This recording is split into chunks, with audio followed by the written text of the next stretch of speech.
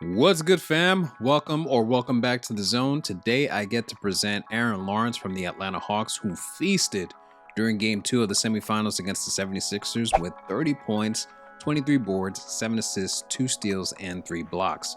He did all of this while shooting 46% from the field, but don't get it confused.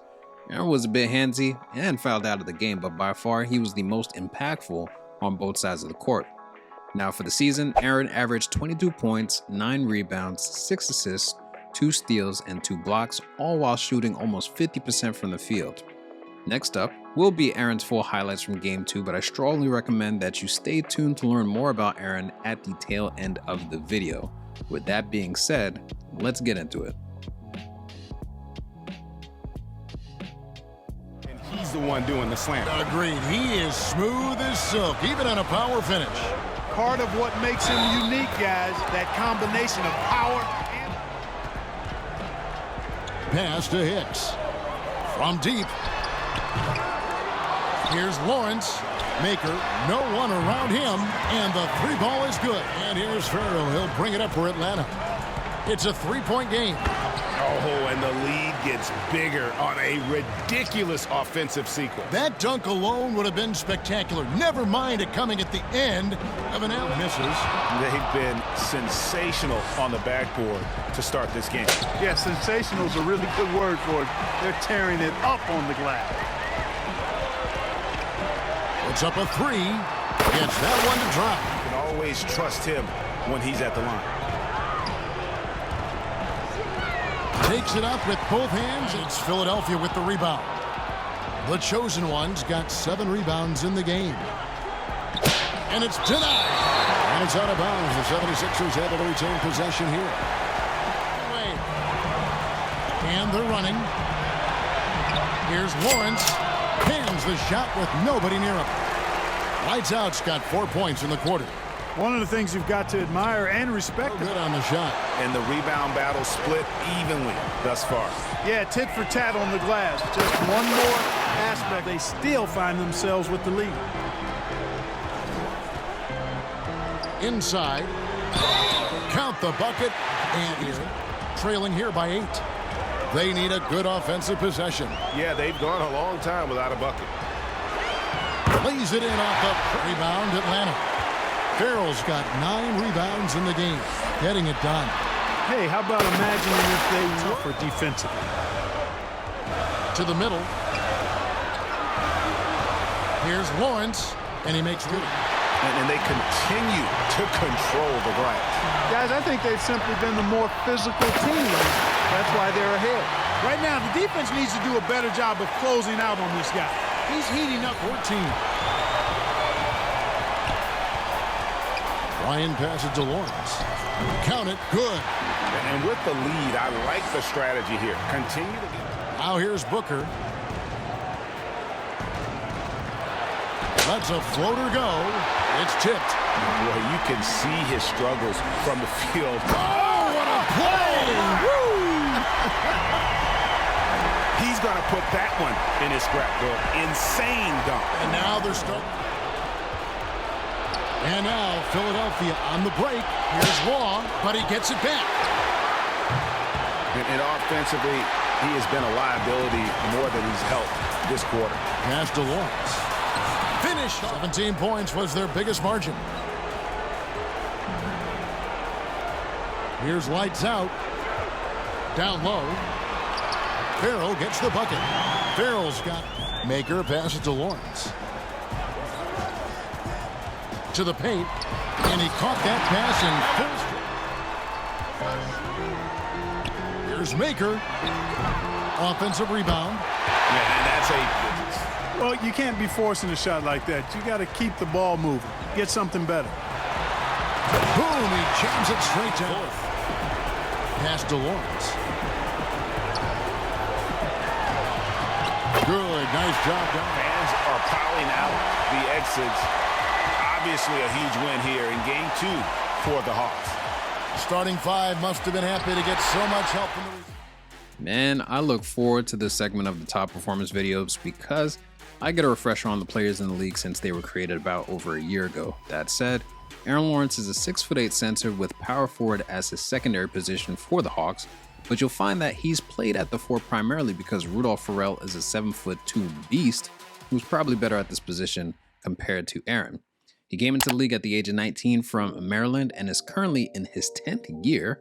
Aaron started the season as an 86 overall, and as you can see, he's progressed to an 89 overall. His build is a slashing playmaker with categories of perimeter defense, inside scoring, and mid-range scoring with a total of 42 badges.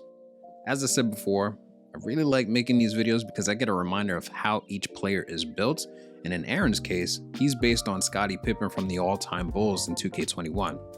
Now, back in the second video I published on this channel, I make mention of 1, the inspiration for the series, and 2, a randomizer that changes key things for a build where I'm using a player's DNA. In this case, the randomizer decreased Aaron's 3-point shot, his interior defense, hustle, and potential attributes. It moderately decreased his defensive rebound attribute, but it did increase his block attribute.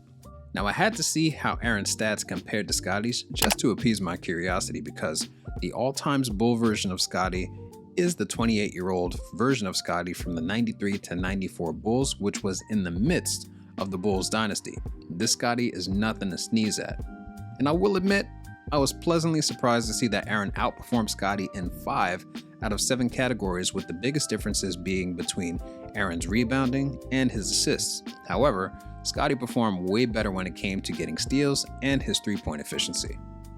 Scottie's build itself had 30 badges, but because of the criteria set for the randomizer, Aaron ended up with 42 badges.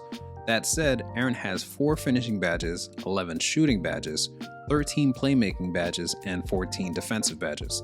So starting off with finishing, Aaron has Hall of Fame deep hooks, Lob City finisher, pick and roll, and slithery finisher. Then there's a big jump in badges shooting-wise where Aaron has 11, of which 7 are Hall of Fame badges and 4 gold badges. Starting at the top with the Hall of Fame badges, Aaron has clutch shooter, deep fades, flexible release, pump fake maestro, slippery off ball, steady shooter, and volume shooter. The remaining gold badges are hot start, hot zone hunter, ice and veins, and pick and popper. Now, under playmaking, Aaron has 5 Hall of Fame badges, 7 gold badges, and 1 silver badge. And going down the list, Aaron has Hall of Fame bailout, downhill, handle for days or handles for days, needle threader, and space creator. Then he has gold break starter, dimer, flashy passer, floor general, pass fake maestro, quick first step, and tight handles, followed by silver dream shake. And finally, Aaron has the highest number of badges under his defensive badges with 8 Hall of Fame badges, 3 gold badges, 1 silver badge, and the remaining as bronze badges. So to round this out, Aaron has Hall of Fame clamps, defensive leader, heart crusher, interceptor, off-ball pest, pick dodger, tireless defender, and trapper. He has gold chase down artist, rebound chaser, and rim protector. And then the solitary silver badge is pogo stick, followed by the bronze brick wall and intimidator badges. Now, looking at Aaron's shot chart, I gotta say I was a bit underwhelmed. Don't get me wrong, Aaron is averaging 50% from the field, but I expected the shot chart to be lit up with the exception of shooting from beyond the arc. Now, consistent with the other players, the majority of Aaron's shots were under the basket, which represents 33% of his shots. Of those shots, he made 76%. When compared to all of the shots Aaron made, this area represents 51% of the shots made. Now, his second highest area in shots was beyond the arc at 29% of the shots attempted, which is wild because he's ice cold from every angle, with this one area being the lowest as a percentage of the shots made, which reinforces his 20% shooting average. This is also reinforced by the fact that Aaron's 3-point attribute is 52, which is 21% or 14 points lower than that league average for the 5 position. Now, if I had to choose, or if I was Aaron's coach, I'd tell him to focus on the midi, just as I said about Miles in the last episode.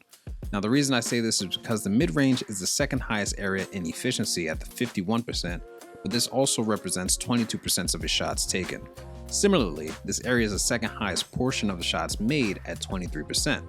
So finally, although it might be a challenge depending on who's defending the paint, Aaron does really well in the close area where he made 51% of his shots, although close right seems to be the best area. He's only taken 16% of his shots from this area, and this accounts for 16% of the shots made. Depending on the defensive matchup he has here, Aaron could definitely feast between here and the mid-range. For the advanced stats, Aaron is first on the Hawks from a player efficiency perspective at 25.7, which is well above the league average. He's 6th in rebound rate, which is surprising considering his performance in Game 2. However, I will note that Julian Bush and Rudolph Ferrell being higher than Aaron makes sense, but I'm not too sure about Casey Conley and D'Angelo Roy. As for the assist ratio, Aaron is 5th, although I would argue that he's really 4th given that Kyer Baruch did not get a lot of minutes during the regular season. He's 1st on the usage rate and also 1st under estimated wins added with close to 18 wins for the season, with the second highest being 6 games by Rudolph Ferrell and D'Angelo Roy, respectively. When it comes to his season highs, Aaron had several 30-piece games, with 39 being the highest against the Charlotte Hornets towards the tail end of the season. In this same game, he had a season high of 15 buckets made in the game. Now, under rebounds, Aaron's season high is 16, which shows just how impactful he was in Game 2 with this 23 boards. As for assists, he had a high of 11. Defensively, Aaron had a season high of 7 steals in a game as well as 5 blocks. Now, just as I did with the other players that actually made the record book, I gotta give Aaron his props where they are due. His performance in Game 2 is currently the 2nd in the Hawks playoff records for rebounds in a single game. In addition to that, Aaron is tied for 2nd in steals during a single game, which he earned against the Hornets in Game 3 of the first round. Moving on to the league leaders, this comparison is going to be slightly different compared to the other videos because Aaron is primarily a 5, but he's been playing as a 4 in the rotation for the majority of the season. So, of the active 55 centers, Aaron comes in 6th for points in games, but if compared to the other power forwards, he come in at 5th, just with a slightly higher average than Eli Harris. For rebounds, he is 8th, and I can't hold you. The names I'm seeing at 5 and 6 are surprising, but I didn't watch all of the games to be able to defend my position here. Nonetheless, compared to the other power forwards, Aaron would come in at 9th. For assists, he comes in at 4th for both the 5th and the 4th position. And then Aaron is 2nd in steals and would be 5th among the power forwards. And I'm actually surprised because Pablo is so high on the list for steals, and so I might have to make some changes on who he's guarding in the Lakers series. This is actually good to know. But back to the story at hand. For shooting efficiency, Aaron is 5th, but would be 8th if compared to the other power forwards. As for efficiency from beyond the arc, Aaron is 13th with his 20% average, and the stats for the power forwards is glitched. So I'm going to have to do a data dump and recalculate. It may be possible that he's far worse than what's shown on the screen. Aaron finished the regular season 19th in points per game compared to the rest of the league. He was 29th in rebounds, 21st in assists, 9th in steals, 19th in blocks, 33rd in overall efficiency, and 138th in efficiency from beyond the arc, although this could be worse considering that stat is glitched. Overall, defensively, there's no question as to why Aaron was the DPOI for the season. However, offensively, he still has a lot of work to do. Don't get me wrong. His overall shooting splits are great, but modifying where he takes his shot from will have a huge impact on the production of any team that he's on. Alternatively, Aaron could continue to develop his three-point shot to become an all-around threat, but being 10 years in the game, the odds of this are unlikely. That is it for today's episode, fam, and I hope you enjoyed learning more about Aaron because I certainly did, especially since I forgot that his base is Scottie Pippen. But as always, I appreciate you, and until the next episode, fam, keep grinding, keep growing, and keep shining. I'm out. 1.